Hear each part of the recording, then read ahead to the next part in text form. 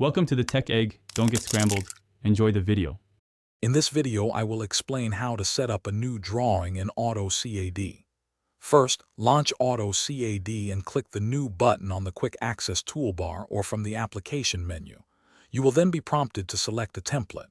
For imperial units, choose AutoCAD, DWT, or for metric, select AutoCAD, DWT.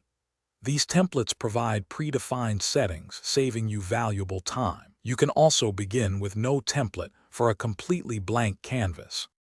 Next, let's configure your drawing units.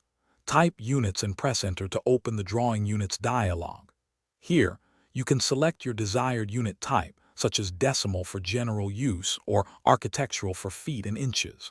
Adjust the precision to 2 or 4 decimal places as needed. After setting units, type limits and press Enter.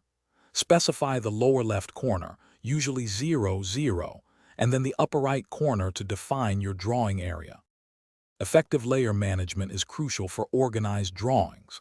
Type LA and press Enter to open the Layer Properties Manager.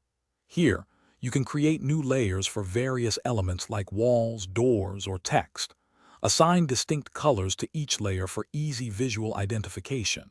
You can also set specific line types, such as continuous or dashed, and adjust line weights.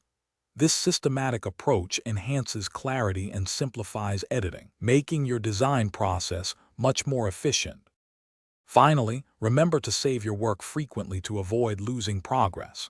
Use the Save As command to initially name and store your drawing in a logical location.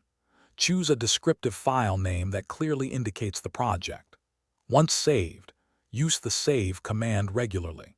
For future efficiency, consider creating and saving your own custom template with all your preferred settings, including units and layers, to streamline new projects.